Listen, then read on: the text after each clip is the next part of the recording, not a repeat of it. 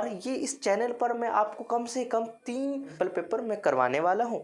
तो आपको लास्ट तक इसको देखना और इस क्वेश्चन में किस चैप्टर से आएगा, कौन से चैप्टर का कौन सा क्वेश्चन है, ये सारी चीज़ मैं आपको बताने की कोशिश करूँगा। चलते हैं, लेट वी स्टार्ट इट।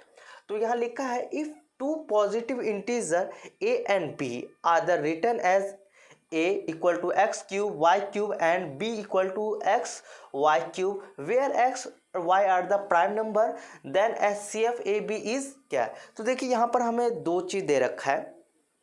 यहाँ पर बोला गया है कि जो ए बी है ना, ये इंटीजर नंबर। देखो इंटीजर नंबर क्या होता है, मैं इंटीजर नंबर आपको मैं बता देता हूँ। इंटीजर नंबर उसे बोलते हैं माइनस, यहाँ पर लिख देता हूँ इंटीजर नंबर क्या होता है बेटा, आपको पता होना चाहिए। 0 से 1 2 3 इधर पॉजिटिव इनफाइनाइट तक, या इधर से मान लो -1 -2 इधर से माइनस इनफाइनाइट, ये सारे नंबर को ही क्या बोलते हैं बाबू, इंटीजर। तो यहाँ पर बोला गया है इंटीजर, तो इंटीजर नंबर है बट वो कैसा है भैया, पॉजिटिव, मतलब इधर वाला पॉजिटिव वाला नंबर कोई सा भी है। और जो ए और बी है ना, ये क्या है भैया, ए बी मैंने यहाँ पर क्या बता रखा है, ये दोनों ए और बी क्या है, एक इंटीजर नंबर है। और यहाँ पर एक्स वाई क्या, प्राइम फैक्टराइजेशन है। जो प्राइम फैक्टराइजेशन उसे बोलते हैं जिसके दो ही फैक्टर है, एक के टेबल में आता है और वो खुद के टेबल में, उसको प्राइम फैक्टराइजेशन मतलब प्राइम नंबर बोलते हैं। ठीक है, प्राइम नंबर समझ में आ गया। चलिए, तो मैं यहाँ पर कैसे सोल्यूशन करना है, यहाँ पर देख लिए, मैं ए को ए जो दिया उसको लिख लेते हैं x cube y square, B की वैल्यू देख लेते हैं जल्दी से फुर्ती में, एक्स वाई का क्यूब। इतना क्लियर है आपको। यहाँ पर मैंने लिखने, देखो हमें एचसीएफ में क्या करते हैं, दोनों जो टर्म दिया होता है, तीनों या दो टर्म दिया हो, 3 टर्म दिया हो, सब में क्या कॉमन देखना होता है। क्या देखना, कॉमन। तो यहाँ पर देखेंगे कॉमन क्या है दोनों में। मैं इसको मैं ऐसे भी तोड़ सकता हूँ ना, एक्स का क्यूब है तो एक्स को मैं 3 बार लिख सकता हूँ। देखिए मैं 3 बार लिख दिया। एंड वाई का स्क्वायर है तो मैं वाई को भी कितने टाइम लिख सकता हूँ, 2 बार गुना कर सकता हूँ। ठीक है, सेम एज इट इज मैं क्या करता हूँ, एक्स का ऊपर पावर 1 है तो मतलब एक्स ही बार होगा। वाई का क्यूब है तो मैं वाई को कितने बार लिख सकता हूँ, 3 बार लिख सकता हूँ। आप बताइए, एचसीएफ में हम करते थे ना कि दोनों टर्म में या 3 टर्म है, तीनों में क्या क्या सेम है, वैसे सेम एज इट इज करेंगे। तो इसमें क्या क्या सेम है, ये एक्स है बेटा, तो मैं यहाँ पर एचसीएफ निकाल लूँ, एचसीएफ किसका, ए एंड बी नंबर के बीच में। तो जो दोनों जो नंबर में जो दोनों टर्म में सेम वैल्यू होता है ना, एक वैल्यू यहाँ उतर जाता है। यहाँ देखिए ये x है, इसमें और x नहीं है, y है, हाँ है, इस साइड भी है, तो ये एक y यहाँ पर आपका उतर जाएगा। एक और है कि हाँ इसके पास है, दूसरे वाला टर्म में भी है कि हाँ है, दूसरे वाले नंबर में भी सेम चीज़ है, तो क्या जोड़ी बन के एक उतर जाता है। अब क्या करेंगे, देखो x, ये y क्या होता है, y का पावर क्या होगा, स्क्वायर, मतलब एचसीएफ, ये दोनों नंबर का एचसीएफ क्या आएगा बाबू, देखिए जल्दी से क्या आएगा, बताइए जल्दी से। इसमें है ऑप्शन, बिल्कुल ये आपका बी, आपका आंसर आ गया। ठीक है, देखो आप लोगों को पता ही होना चाहिए, मैं कहूँगा 8 का और 12 का एलसीएम बताओ, मतलब एचसीएफ बताओ। तो आप क्या करोगे, 8 को तोड़ोगे, 2 मल्टीप्लाई, फिर 4 को भी 12 को भी तोड़, प्राइम नंबर में तोड़िएगा, कैसे 2 आएगा, इंटू 2 आएगा, इंटू 3 आएगा। मैं कहूँगा बताइए दोनों में क्या एचसीएफ आएगा, तो कहोगे भैया ये दोनों का एचसीएफ आएगा 2 आएगा, और ये मतलब ये दोनों के बीच का क्या एचसीएफ है भैया, 4 है। तो इस टाइप का ही मान लो, ये वाला हमारा 8 दिया है, ये हमारा क्या दिया है, 12 दिया है। तो ये दोनों में क्या करना है, इसको तोड़ दिया, जो कॉमन दोनों में सेम था ना एक वैल्यू, मतलब जो सेम था वो यहाँ लिख दिया, यही हमारा क्या हो जाता है, एचसीएफ हो जाता है। ठीक है, तो ये आपको जल्दी से उतार लेना है, उतार लीजिए। तो अब हमारा सेकंड क्वेश्चन है, कह रहा है the LCM of smallest 2 digit composite number. ठीक है, तो यहाँ पर बोला है कि एलसीएम निकालना है, the smallest 2 digit composite number and the smallest composite number is. यहाँ पर बोला एलसीएम तो निकालना है बट किस किस के बीच में, यहाँ पर बोला पहले कि भैया सबसे स्मॉलेस्ट 2 डिजिट कंपोजिट नंबर। अरे यार कंपोजिट नंबर होता क्या है, कंपोजिट नंबर उसे बोलते हैं जिसके 2 से ज़्यादा फैक्टर आता है ना, उस नंबर को कंपोजिट नंबर कहते हैं। चलिए मैं बताता हूँ। तो यहाँ पर मैं सबसे पहले मैं लिख लेता हूँ स्मॉलेस्ट, सबसे स्मॉलेस्ट कंपोजिट नंबर क्या होगा। अब कंपोजिट नंबर देखिए, अब ये 2, इसके कितने फैक्टर हैं, देखो 2 एक के टेबल में 2, इसके 2 ही फैक्टर है, तो ये कंपोजिट नंबर होगा। 3 के देखते हैं, 3 कंपोजिट नंबर है क्या हमारा, देखते हैं। मैंने बोला जिसके 2 से ज़्यादा नंबर में आ रहा है, 2 के मतलब एक ऐसा नंबर जिसके दो से ज़्यादा फैक्टर हो, मतलब दो से ज़्यादा टेबल में आ रहा हो, ठीक है, वही हमारा क्या होता है, फैक्टर कहलाते हैं। तो देखिए इसके एक का टेबल पढ़ूंगा तब आएगा, जब तीन का टेबल पढ़ूंगा तब आएगा, मतलब इसके भी दो फैक्टर, ये भी हमारा कंपोजिट नंबर है। अब देखते हैं फोर, देखते हैं तो फोर, जब मैं वन का टेबल पढ़ूंगा तब फोर दिखेगा, जब मैं टू का टेबल पढ़ूंगा तब फोर दिखेगा, जब मैं फोर का टेबल पढ़ूंगा तब फोर दिखेगा। तो मतलब यहाँ पर इसका दो से ज़्यादा फैक्टर है, मतलब दो से ज़्यादा टेबल में आ रहा है, तो ये हमारा क्या हो गया, ये इसको हम कंपोजिट नंबर बोलेंगे। तो सबसे छोटा कंपोजिट नंबर क्या हो गया बाबू, चार हो गया। चलिए चार मिल गया। अब हमें कह रहा है smallest two digit, smallest two, तो यहाँ लिख लेता हूँ टू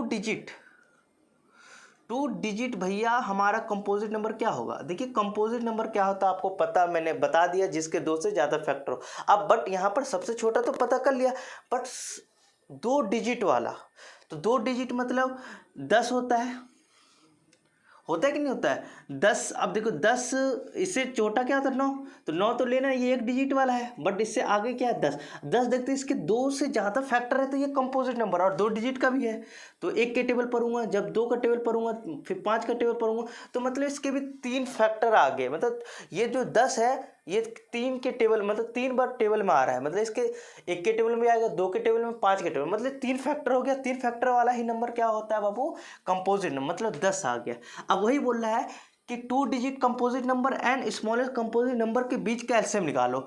ठीक है, एलसीएम निकालना, एलसीएम का मतलब होता है लीस्ट कॉमन मल्टीप्लाई। ठीक है, अब हम क्या करेंगे, किस किस के बीच में, 4 एंड 10 के बीच में। और आप में छोटी क्लास में भी बताया था एलसीएम निकालना क्या है, जितने नंबर का एक साथ निकालो एलसीएम, एक साथ निकाल लो ऐसे करके, 4 एंड 10 का दोनों एक साथ निकाल लो, जो वैल्यू आएगा वही क्या आ जाएगा बाबू, वही क्या आ जाएगा, हमारा एलसीएम आ जाएगा। 2 से करेंगे 2 आएगा, 2 के टेबल 10 5 बार में आता है, और 2 के टेबल में कितने बार में 1, और 2 के टेबल में अरे आता ही नहीं, तो जैसा का तैसा उतर जाएगा। फिर किससे जाएगा, 5 के टेबल में जाएगा, 1 का 1 5 1। तो देखिए इसको इससे इंटू कर लीजिए, तो क्या आएगा भैया, 2 मल्टीप्लाई 5।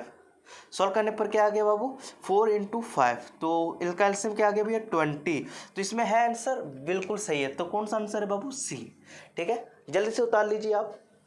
थर्ड क्वेश्चन में क्या लिखा है, if x = 3 is one of the following root of the quadratic equation then the value of the k। ठीक है, बहुत इजी क्वेश्चन है। हमें बोल रखा है एक इक्वेशन, क्वाड्रेटिक इक्वेशन दे रखा है और इसके अंदर k की वैल्यू निकालना है। मतलब ठीक है भाई, पहले जो क्वाड्रेटिक इक्वेशन क्या होता है, देखो क्वाड्रेटिक इक्वेशन उसे बोलते हैं जिसका, इसका जनरल फॉर्म देख लेते हैं, a² + bx + c = 0। ये आपका क्वाड्रेटिक इक्वेशन का स्टैंडर्ड फॉर्म होता है। और हमारे दिया है x² - 2kx - 6 = ये दिया है। यहाँ पर क्या बोला गया है कि भैया x कहीं दिखेगा ना तुम्हें, बोला हाँ जी, तो x की जगह आपको क्या डालना है बाबू, 3 डालना है। क्या डालना है, 3 डालना है। मतलब ठीक है मैं डाल दूंगा, कह रहे भैया डालिए, जहाँ जहाँ x दिख रहा है वहाँ पर आप क्या डाल दीजिए, 3 डाल दीजिए। तो x यहाँ दिख रहा है, तो x की जगह मैं क्या डालूंगा, 3, और उसके ऊपर क्या है, स्क्वायर है, तो स्क्वायर कर दीजिए, -2k है तो k रहने दीजिए, क्योंकि k की वैल्यू तो निकालना है हमें। और x दिख रहा है, हाँ दिख रहा है, तो डालो उसकी जगह 3 - 6 = क्या है भैया 0। मैं कुछ नहीं किया, ये क्वेश्चन के अंदर मैं x की वैल्यू क्या डाल रहा हूँ, x की वैल्यू 3 डाल रहा हूँ। क्यों डाल रहा हूँ, क्योंकि हमें दिया है x की जगह क्या डालने के लिए दिया है भैया, 3, इसलिए मैं डाल रहा हूँ, और कुछ नहीं कर रहा हूँ। ठीक है, उसके बाद मैं क्या करूँगा, इसको 3 का क्यूब होता है भैया 9 होता है। 2, अब देखो 2 का टेबल 3 पर क्या आएगा बेटा, यहाँ मैं डायरेक्ट आंसर बताता हूँ, 6 हो जाएगा, और k एज इट इज़, और -6 = 0। देखो 9 और 6, देखो 9, देखो मैं इसको आराम से करता हूँ, कोई दिक्कत नहीं है। नंबर को उस साइड भेज दो, तो ये माइनस है उधर जाएगा तो प्लस हो जाएगा, ये प्लस है तो दूसरे देश में जाएगा तो क्या होगा, माइनस हो जाएगा। अब क्या करना है बेटा, अब हमें क्या करना है, माइनस करना है बेटा, -6k। ठीक है भाई, देखिए इसमें से इसको मतलब 9 में से 6 जाएगा तो 3, और बड़ा है तो माइनस का माइनस से माइनस कट गया, तो k की वैल्यू क्या आएगा, 3/6 आ गया। अब इसको मैं काट सकता हूँ, 3 के टेबल से, 3 के टेबल में 1 बार में आता है, और 3 के टेबल में 6 2 बार में आता है। तो k की वैल्यू आपको क्या मिलने वाला है बाबू, 1/3 मिलने वाला है, क्या नहीं 1/2 मिलने वाला है, नीचे 2 बचा था ना। तो k की वैल्यू आपका 1/2 है कहीं पर, बिल्कुल सही। आपका कौन सा आंसर है बाबू, बी आपका सही आंसर हो गया। तो बस ये आपको मैं बता कैसे दिया, कोई भी क्वेश्चन दिया जाएगा उसकी जगह जो भी वैल्यू बोल रखा होगा वो वैल्यू एक्स की जगह डाल दीजिएगा। सॉल्व करने पर देखो कैलकुलेशन आना चाहिए, नहीं आ रहा तो भैया आपको सिंपल इक्वेशन सॉल्व करना नहीं आ रहा है तो भैया बहुत दिक्कत होगा, तो पहले उसको क्लियर करिए तभी ये क्वेश्चन होगा। चलिए इसको जल्दी से राइट डाउन। अब हमारे पास बहुत इजी क्वेश्चन है, the pair of the equation, मतलब कोई भी एक इक्वेशन का पेयर दे रखा है, मतलब y इक्वल टू 0 दे रखा है और एक दे रखा है and y equal to -7 has. तो बताओ ये इसका कैसा सोल्यूशन होगा। तो ग्राफ पर बनाना, देखो ग्राफ आपको दिख रहा होगा, तो आपको पता होना चाहिए y इक्वल टू का मतलब मैं इसको प्लॉट करना चाहता हूँ ग्राफ पर। तो जब भी y की वैल्यू दिया होगा तो x के ऊपर जाएगा, कहाँ जाएगा, x एक्सिस पर जाएगा। तो ठीक है, y की वैल्यू दिया तो y की वैल्यू 0 कहाँ होगा, यहीं पर। तो मतलब ये वाले लाइन पर ही, मतलब y इक्वल टू कहाँ पर लाई करेगा, तो ये वाली लाइन पर, x एक्सिस पर ही। जब x की वैल्यू दिया होगा, x की वैल्यू कुछ दिया हो तो किस पर लाई करेगा, y पर लाई करेगा। किस पर लाई करेगा, मतलब किस पर आएगा, y पर आएगा। उल्टा होता है, x की वैल्यू y की वैल्यू दे रखा है तो किस पर लाई करेगा, x लाइन पर लाई करेगा। तो मतलब ये वाला पर ये y इक्वल टू 0 की ये लाइन हो गया, ठीक है। अब कह रहा है कि y इक्वल टू -7 की लाइन बताओ। तो मैंने बताया कि देखो y इक्वल टू कुछ भी दिया है सामने में, मतलब वो किसके पैरेलल जाएगा भैया, x के पैरेलल जाएगा। और x की वैल्यू दिया होगा, x की वैल्यू दिया होगा तो समझ लेना वो किसके पैरेलल जाएगा, y की वैल्यू y के पैरेलल जाएगा, ठीक है। मान लो ये 0 देता, क्या देता, x की वैल्यू y देता, तो इस केस में कैसा बनता, ये y के ऊपर फिर लाई करता, मतलब y के ऊपर लाई करता, अपोजिट होता है। तो ये जो x इक्वल टू 0 है वो y के ऊपर y लाइन के पैरेलल बनता है, ठीक है। जब वो x के इक्वल दिया है तो किसके, y के पैरेलल, और y के इक्वल है तो किसके पैरेलल बनेगा भैया, x के मतलब x के लाइन पर पैरेलल बनेगा, x के ऊपर पैरेलल बनेगा, ठीक है। ये चीज़ आपको पता होने नहीं है तो मैं बता रहा हूँ, तभी भी देख लीजिए। तो यहाँ पर मैंने क्या बताया, y इक्वल टू -7 कहाँ लाई करेगा भैया, वो भी कहाँ, x के पैरेलल लाई करेगा, क्या भैया, x के पैरेलल लाई करेगा, ठीक है। तो मैं ये मान लो माइनस वाला नीचे होता है, क्योंकि देखो 0 से ऊपर y का यहाँ y पॉजिटिव होता है और इधर क्या होता है, नेगेटिव होता है। -7 किधर आएगा, यही लाइन पर आएगा। मान लो मैं यहाँ मान लिया -7 आ गया, ठीक है। तो ये कैसे लाइक करेगा भैया, ये ऐसे लाइक करेगा, मतलब ये ऐसे बनेगा, ठीक है। तो आप बताइए इस केस में आपका जो दो लाइन का पेयर है वो कैसा है, इसका देखो। और सोल्यूशन का मतलब क्या होता है मैं वो भी बताता हूँ। सोल्यूशन का मतलब वो कब बोलते कि सोल्यूशन है कि नहीं है, जब कोई भी लाइन कटता है तब कहेंगे सोल्यूशन है ना। लाइन पर लाइन है तभी भी इसका बहुत सारा सोल्यूशन है, ठीक है। बट जब दो लाइन मिलता ही नहीं है इसका कोई सोल्यूशन नहीं होता। तो मतलब इसका ये दो लाइन मिल रहा है क्या, ये दोनों लाइन कहीं मिल ही नहीं रहा है, तो इसका क्या होगा भैया, नो सोल्यूशन। डी आपका आंसर होगा भाई, टिक कर लीजिए। बात समझ में आ गया। फिर से बताता हूँ कि भैया y के इक्वल टू 0 है तो किसके पैरेलल बनेगा भैया, x के पैरेलल बनेगा लाइन, ठीक है। और y -7 दिया है तो ये भी किसके पैरेलल बनेगा, y की वैल्यू दिया है, मतलब यहाँ पर कांस्टेंट है, y इक्वल टू कोई कांस्टेंट नंबर, तो हमेशा देखना इसका किस पर पैरेलल बनेगा, x के पैरेलल लाइन बनेगा। या दूसरा केस ऐसा हो सकता है एग्जाम में दे दे कि x की वैल्यू दे देगा, है ना, x इक्वल टू दे देगा, तो आपको भैया तो बता दिया है कि भैया x का कोई भी नंबर कांस्टेंट दे रखा, कोई नंबर दिया है तो किसके पैरेलल बनेगा भैया, y के लाइन, मतलब y के पैरेलल बनेगा, ठीक है। या कुछ और नंबर दे दिया, x इक्वल टू दे दिया 8 दिया तो किसके पैरेलल बनेगा भैया, आप मालूम है किसके, y के लाइन के पैरेलल बनेगा। ये चीज़ आपको अभी से मालूम होना चाहिए, छोटी क्लास में भी पता होना चाहिए, कोई बात नहीं मालूम है सीख लीजिए, ठीक है। जल्दी से उतार लीजिए इसको। चलिए फ्रेंड, तो अब हमारे पास 5th क्वेश्चन है, value of k for which the quadratic equation क्या लिखा भैया, 2x² - kx + k = 0 has equal root, ठीक है। इक्वल रूट है तो इक्वल रूट का मतलब क्या होता है मैं अभी बता देता हूँ। तो पहले मैं क्वाड्रेटिक इक्वेशन का स्टैंडर्ड फॉर्म लिख लेता हूँ, ax² + bx + c = 0। ये होता है क्वाड्रेटिक इक्वेशन का स्टैंडर्ड फॉर्म। देन उसके बाद हमें दे रखा है इक्वेशन क्वाड्रेटिक इक्वेशन का, तो उस इक्वेशन को भी हम लिख लेते हैं इसके पास, +k = 0, ठीक है। अब यहाँ पर इक्वल रूट का मतलब क्या होता है, यहाँ पर एक हम d की वैल्यू निकालते हैं, वो इक्वल रूट बोल दे कि d की वैल्यू हमेशा किसके बराबर आता है भैया, 0। इक्वल रूट का मतलब ये होता है ना। अब यहाँ पर d कैसे निकाला जाता है ये भी पता होना चाहिए। d निकालने का नियम होता है भैया b² - 4ac। अरे भाई यहाँ पर फॉर्मूला आ रहा है, कुछ नहीं है भाई। देखो डी की जगह हम क्या लिखें, बी स्क्वायर माइनस 4ac, ठीक है। और यहाँ पर मैं बी की वैल्यू कहाँ से मिलेगा, देखो बी की वैल्यू कहीं से नहीं मिलेगा, हमारा जो क्वेश्चन दिया है ना वहीं से ए बी सी सब की वैल्यू मिलेगा। तो चलिए, तो ए की वैल्यू कहाँ से मिलेगा, ए की वैल्यू क्या है बेटा, देखिए इसके कंपेयर करिए, ए की वैल्यू क्या मिल गया जल्दी से बताइए, ए की वैल्यू 2 मिल गया, ठीक है। कंपेयर करेंगे, अब बी की वैल्यू क्या मिल गया, देखो विथ साइन के साथ उठाएंगे, बी की वैल्यू क्या मिल गया भैया, माइनस के मिल गया, ठीक है। अभी देख लेते हैं, और सी की वैल्यू क्या मिल गया भैया, अरे सी की वैल्यू तो भैया मुझे मिल गया, के ही मिल गया, ठीक है, मतलब कोई दिक्कत नहीं। अब हमें ए बी सी मिल गया, अब हम क्या करेंगे, यहाँ पर डाल देंगे, ठीक है। तो मैं यहाँ पर क्या करता हूँ, बी स्क्वायर, बी का वैल्यू, बी की वैल्यू क्या है, माइनस के है, स्क्वायर है तो स्क्वायर डाल दीजिए, माइनस 4 है तो 4, ए की वैल्यू क्या डालने के लिए कह रहा है भैया, ए की वैल्यू 2 डालिए, वेरी गुड। सी है ना, सी की जगह क्या डालिएगा, के डालिएगा, ठीक है, मैं के डाल देता हूँ। उसके बाद क्या करेंगे, सॉल्व करेंगे, कुछ नहीं करना बेटा। अब देखिए के का स्क्वायर करेगा तो भैया के स्क्वायर होगा पॉजिटिव, मुझे पता है जब भी कोई भी नंबर का मतलब कोई ब्रैकेट के ऊपर पावर इवन है तो इसके अंदर का नेगेटिव वाला चीज़ क्या हो जाता है, पॉजिटिव हो जाता है। ये बेसिक चीज़ आपको मालूम होना चाहिए, नहीं मालूम है तो देख लीजिए। मैं इसको इससे इंटू कर लेता हूँ, 2 के ऐसे भी लिख सकता हूँ, देन उसके बाद के स्क्वायर माइनस इसको इससे करूँगा तो क्या होगा भैया, 8 की हो जाए, मतलब 4 को 2 से इंटू करें 8 के हो जाएगा, इक्वल टू क्या होगा भैया 0, क्योंकि भैया डी इक्वल टू क्या होता है, मैं सबके इक्वल क्या कर सकता हूँ, 0 कर सकता हूँ। क्यों, क्योंकि हमें बोल रखा है इक्वल रूट होता है तो ये वाला कंडीशन लगता है, ठीक है। ये मैंने कर लिया। अब मैं यहाँ से क्या करता हूँ, ये दोनों टर्म में से क्या कॉमन आ रहा है भैया, के कॉमन आ रहा है, तो इसके पास दो के स्क्वायर का मतलब क्या है, के 2 गो है, कितने भैया 2 गो, मतलब 2 है, तो मैं एक के बाहर ले लूंगा तो कितना के बचेगा, 1 माइनस 8 तो 8 रहेगा, और एक के मैंने बाहर लिया तो क्या बचेगा, कुछ नहीं बचेगा। देन उसके बाद मैं क्या करूँगा, यहाँ पर के इक्वल टू 0,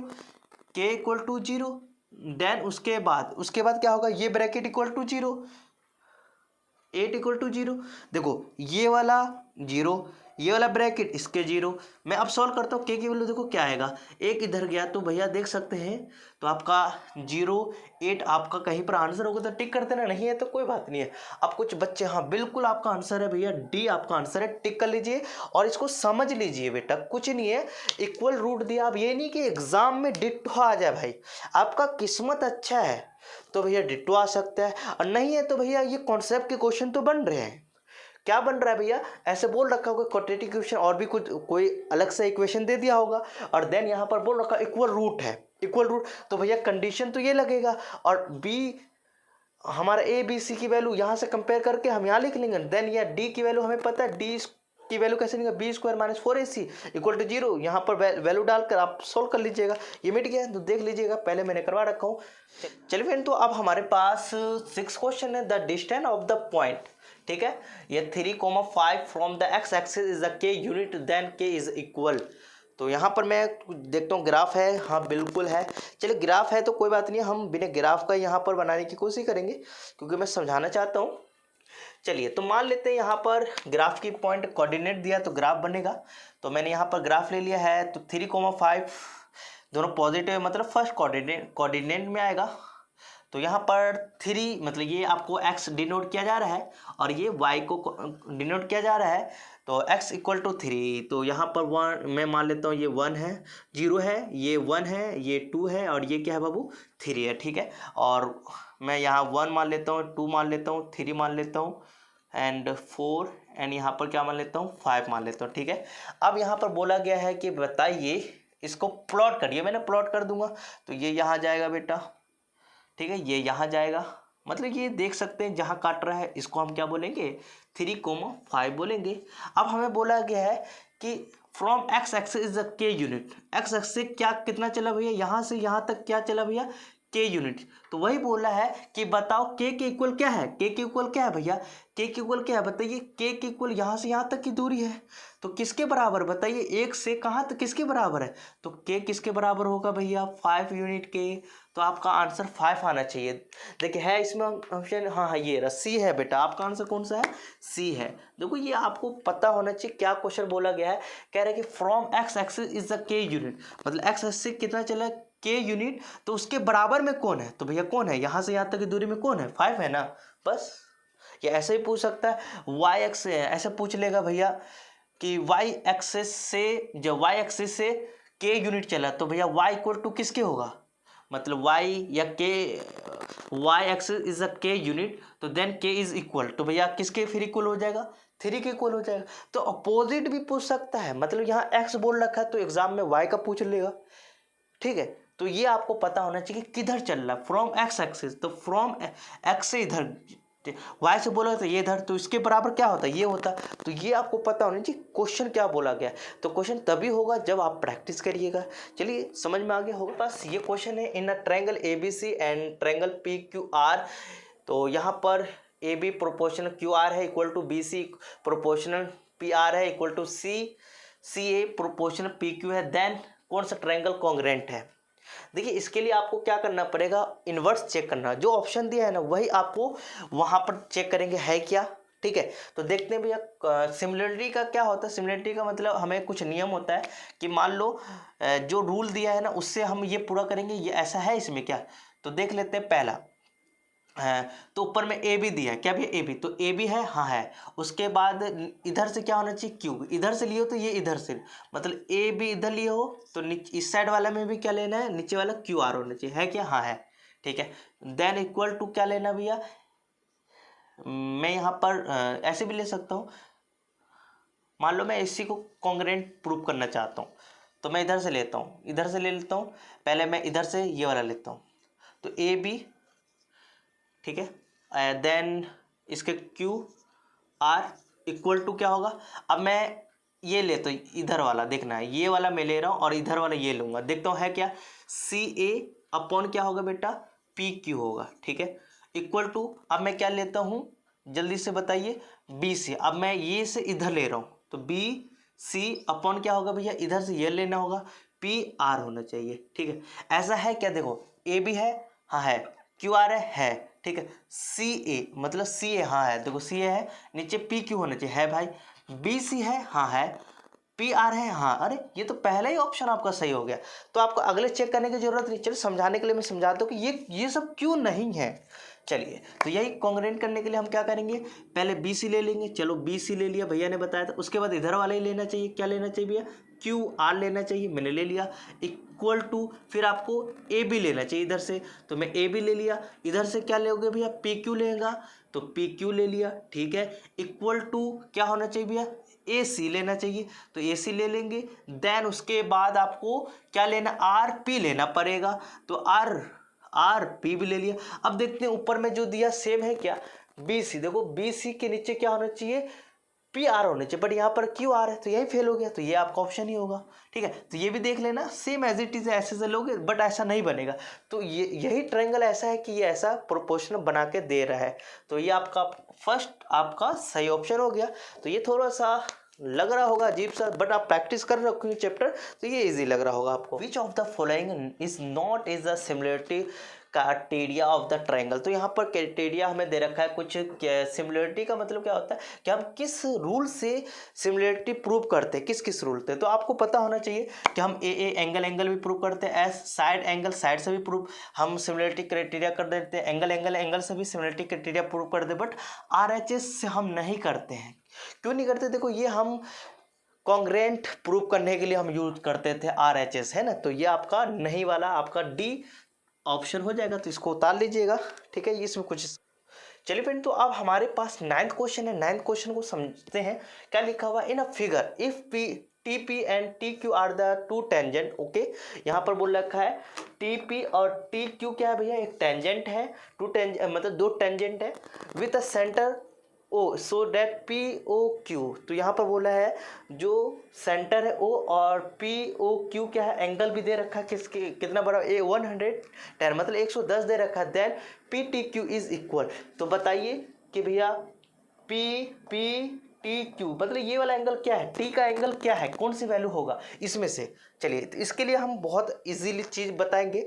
तो आपको पता होना चाहिए कि जब भी रेडियस जहाँ पर टेंजेंट पर काटता है ना वहाँ पर 90 का एंगल बनता है। कितने का बनता है भैया? 90 का बनता है, क्योंकि रेडियस परपेंडिकुलर काटता है टेंजेंट को, तो वहाँ पर 90 का, जहाँ पर परपेंडिकुलर काटता है ना वहाँ पर 90 का एंगल बनता है।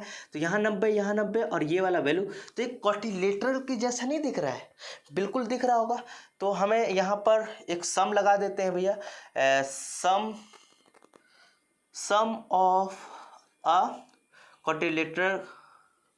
क्वाड्रिलेटरल क्या होता है बेटा?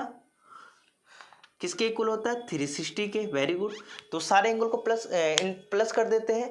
तो मैं यहाँ सबसे पहले ऐसे लिख लेता हूँ, एंगल क्या लिख देता हूँ? P लिख देता हूँ। Very good. Plus angle O लिख लेता हूँ, प्लस एंगल Q लिख लेता हूँ, प्लस एंगल T लिख लेता हूँ, इक्वल टू क्या होता है? 360 के। क्योंकि हमें पता है 4 एंगल को प्लस करेंगे तो 380 के बराबर आता है। ये हमें रूल बहुत दिन पहले ही पढ़ा था और अभी भी पढ़ लिया है, तो आपको पता होना चाहिए। तो ये 90 जहाँ काट, मतलब ये परपेंडिकुलर जहाँ करता है वो 90, यहाँ 90 है, मतलब ये भी 90 है आपका।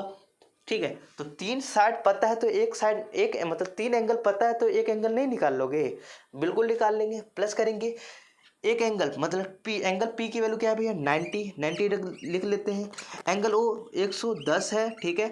एंगल Q की वैल्यू भैया ये भी परपेंडिकुलर है तो ये भी 90 होगा, ठीक है। प्लस एंगल T तो ही निकालना है, चलो रहने देते हैं, 360। देखो कुछ बच्चे कहेंगे भैया ये तो PT क्यों निकालना? तो देखो ये एंगल लिखने के लिए भैया 3-4 तरीका है, वो आपको पता होना चाहिए, ठीक है। इस एंगल को हम PT क्यू भी बोल सकते हैं, या हम इस एंगल को दिखाने के लिए QTP भी बोल सकते हैं, या मैं सीधा एंगल T भी बोल सकता हूँ, या इस एंगल का नाम दे तो एंगल 1, तो एंगल 1 भी बोल सकता हूँ। 3-4 तरीके से हम उस एंगल को दर्शा सकते, तो वही उसमें से एक ये नमूना मैं आपको दिखाना चाह रहा हूँ कि हम इसको हम ऐसे भी कर सकते हैं। अब देखो इसको इससे करोगे तो भैया हमारा 200 मतलब 200 आ जाएगा, 90 एज इट इज़, ठीक है। Angle T। अब कुछ बच्चे कहेंगे भैया कहीं पर हिंदी बोल लो कहीं इंग्लिश बोल लो, तो बस समझो यार, यहाँ एग्ज़ाम आपका हो रहा है, मेरा मैं तो बस समझाने की कोशिश कर रहा हूँ, मेरा जो मुंह में आ रहा है मैं बोल रहा हूँ, तो बट एक्चुअली समझ में आ रहा होगा मैं क्या बोलना चाह रहा हूँ। तो देखिए इसको इससे प्लस करोगे तो क्या आएगा भैया? 290 plus angle T as it is और 360, देन उसके बाद ये उस साइड जाएगा, कैंसिल आउट होगा। तो मैं कैंसिल आउट करने के लिए 360 इक्वल माइनस ये, अब देखिए माइनस करेंगे इसमें से इसको जाएगा तो एंगल T क्या बचेगा बताइए जल्दी से? 0 से 0 है ना, जल्दी से बताइए, 7 होगा, ठीक है। तो अब क्या बचेगा भैया? क्या एंगल बन रहा है भैया? 70। तो इसमें से है 70, बिल्कुल आपका बी आपका सही आंसर है भाई। देखो अब कुछ बच्चे कहेंगे भाईजान हम अक्कर बक्कर बम्मे बोल 80 90 पूरा 100 पर हम टिक नहीं कर सकते। अरे भाई खड़ तो सकते हो भाई, आपका आंसर सही हो गलत हो क्या पता, तो आपको कम से कम ये चीज़ आपको आना चाहिए। तो भी आपका सही ऑप्शन, अक्कर बक्कर ना करे भाई, क्योंकि बहुत पूरा साल मेहनत किए हो और थोड़ा सा मेहनत के चक्कर में आप अक्कर बक्कम कर रहे हो और आपके मार्क्स कट जाएंगे, तो जल्दी से उतार लीजिए। पर हमारा पर 10 क्वेश्चन है, cos A = 4/5 then tan A = is. तो यहाँ पर बहुत ईजी क्वेश्चन दे दिया है। तो cos A = की वैल्यू हमें दे रखा है 4/5, ठीक है। ये एग्जाम में तो ऐसा आएगा ये क्वेश्चन भाई, ठीक है। और हमें बोला कि बताओ tan A की वैल्यू क्या होगा इसमें से। तो इसके लिए आपको क्या पता होना चाहिए? पंडित बद्री प्रसाद पिलर वाली कहानी, PBPHHB। तो पहला पिलर किसके साइन के, दूसरा पिलर किसके होता है? कॉस के। तो B/H मतलब B/ क्या दे रखा है? H। और मैंने आपको पहले ही बताया था, क्या बताया था बाबू? मैं ये बताया था कि जब एंगल जो गिवन है और जो निकालना है उस समय आपको ट्रायंगल बनाने का कोई ज़रूरत नहीं है, बस आपको BH मतलब 3 BH और P 3 साइड होता है ना ट्रायंगल का, तीनों साइड निकाल लीजिए और इसमें डाल दीजिए। tan A किसके इक्वल होता है भैया? P/ किसके इक्वल होता है? P/B के इक्वल होता है।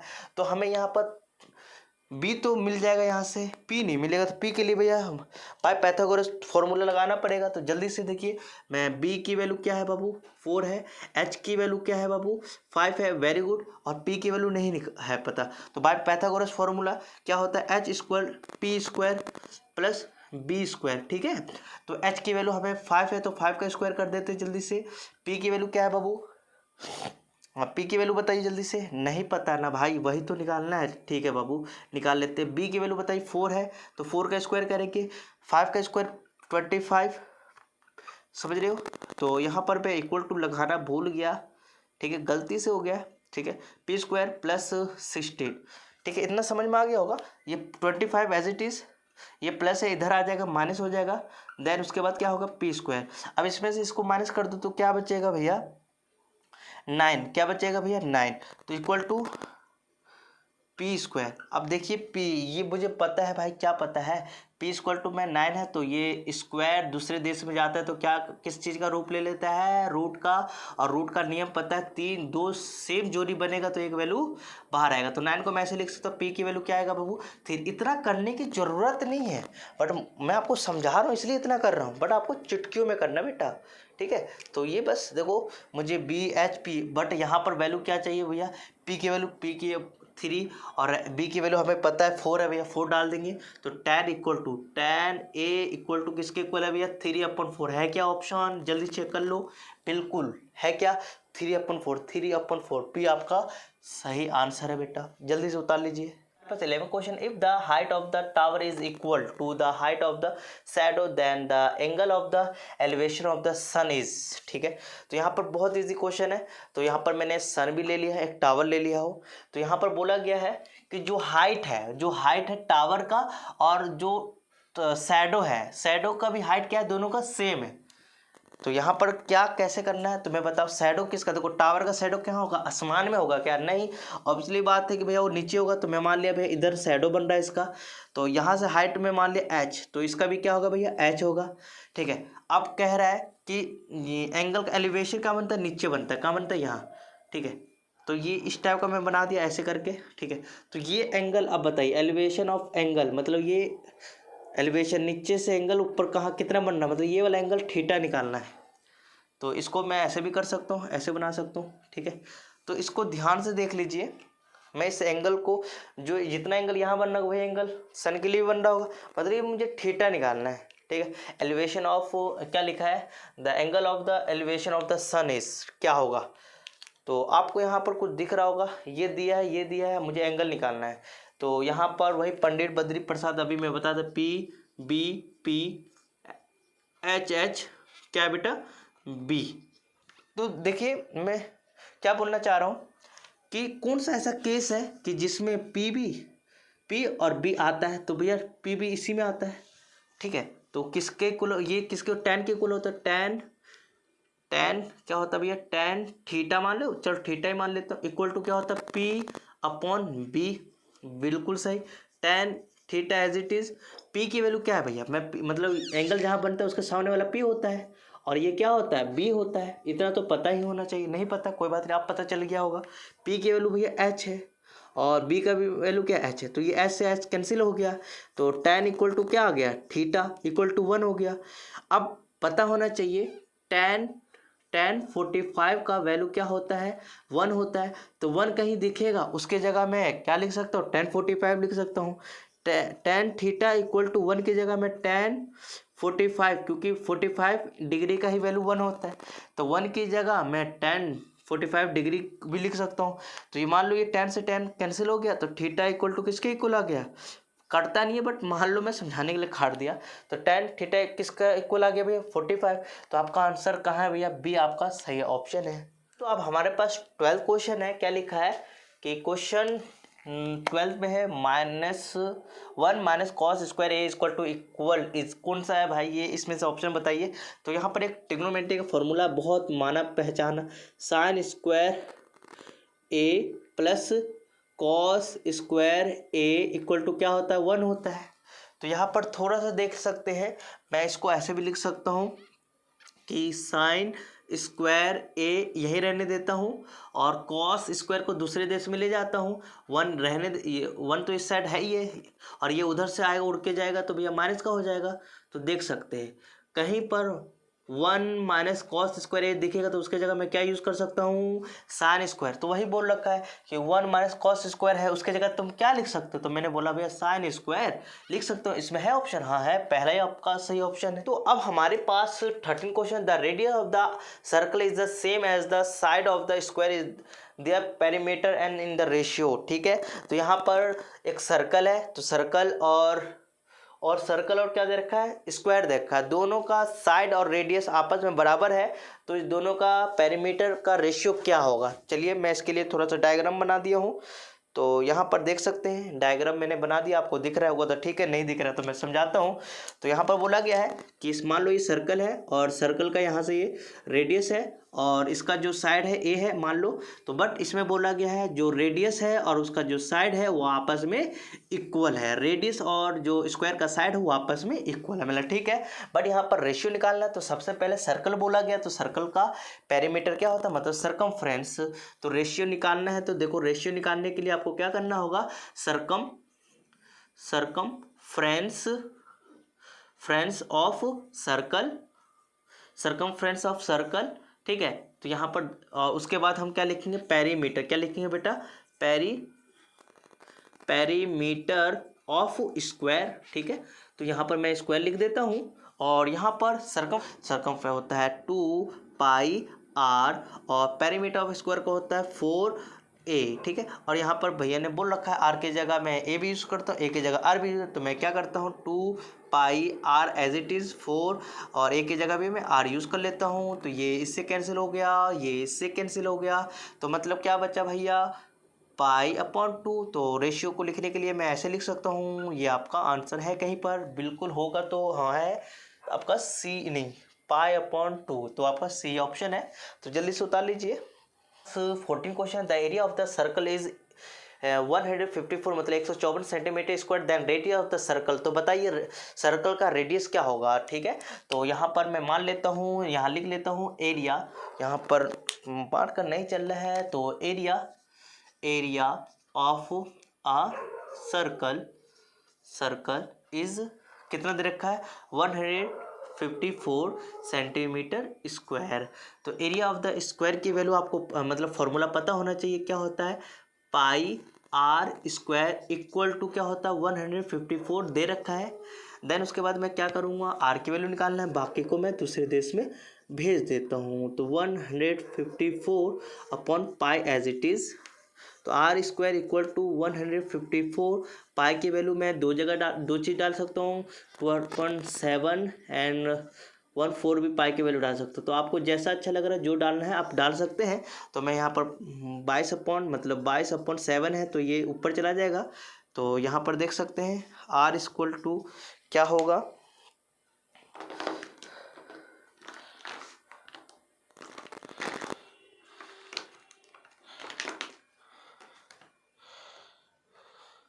तो क्या होगा भैया, मैं इसको 154 एज इट इज़ एंड 22 यहीं रहने देता हूँ, 7 ऊपर ले जाता हूँ, ठीक है। अब यहाँ देख सकते हैं ये इसको काटने की कोशिश करता हूँ 11 से। देखो ये 15 है ना, थोड़ा ध्यान से देखिए, मैं किसको दे दूँ तो ये आपका 14 हो जाएगा और ये भी क्या 14। तो बताइए 14 आता है कि हमारे 12 के टेबल में, नहीं आता। मैं 2 से काट देता हूँ, 2 के टेबल में काट देता हूँ, 2 के टेबल में 11 नंबर में आता है और 2 के टेबल में ये कितने नंबर में आता है बताइए जल्दी से, ये 7 नंबर में, एक इसको देने पर ये भी 7 नंबर में। इतना क्लियर हो गया। देन उसके बाद में r² इक्वल टू 17 × 7/11। तो 11 के टेबल में 1 बार, 11 के टेबल में 7 बार में, तो r इक्वल टू 7 × 7 होता है। और ये दूसरे देश में जाएगा तो क्या रूप ले लेगा भैया, रूट का। किसका रूप लेता है, रूट का। और आपको मैंने बताया भी था कि जब r की वैल्यू क्या बताया था, रूट में दो सेम होता है, एक वैल्यू निकल जाता है, सेंटीमीटर आ जाएगा क्योंकि डायमेंशन सेंटीमीटर में दिया था। तो आपका सही ऑप्शन है आपका ए, तो ये टिक कर लीजिए। हमारा लास्ट क्वेश्चन हो सकता है, when a dice a throw once then probability of the getting a even number less than 4 is, ठीक है। तो यहाँ पर प्रोबेबिलिटी है, तो क्लास पता होगा बहुत इजी है, स्कोरिंग चैप्टर है। तो इसमें कैसे क्या करना है तो मैं बताता चलूँ। तो यहाँ पर प्रोबेबिलिटी ऑफ वो बताता हूँ, इवन कितने होंगे। अब देखो डाइस क्या होता है यूनो पता होगा, लीडो आप खेले होगे ना इस टाइप का लीडो, तो एक तरफ 6 होता है, क्या क्या होता है उसमें दिखाता हूँ। तो 1 होता है, 2 होता है, 3 होता है, 4 होता है एंड 5 होता है एंड 6 होता है, ठीक है। और हमसे क्या बोला, किसका प्रोबेबिलिटी बोला कि less than 4 but even number, तो भैया ये तो भैया इवन नंबर 4 से कम, तो 4 से कम नंबर भैया 4 से कम यही होगा। इसमें इवन नंबर उसे बोलते हैं जो 2 के टेबल में आता है, 2 के टेबल तो 2 ही आता है। तो भैया ये हो गया, ठीक है। तो आप प्रोबेबिलिटी बताओ, प्रोबेबिलिटी ऑफ किस क्या बताऊंगा भैया, गेटिंग इवन नंबर। तो मैं ई मान लेता हूँ equal to number of favourable outcome. तो कितना भैया 1 है, और टोटल कितना भैया 6। तो ये आपका आंसर होना चाहिए। तो 1/6 कौन सा है आपका, डी। ये हो गया। तो बस इसको जल्दी से आप लोग कर लीजिए, और अच्छा लगा तो आपने इसको दोस्तों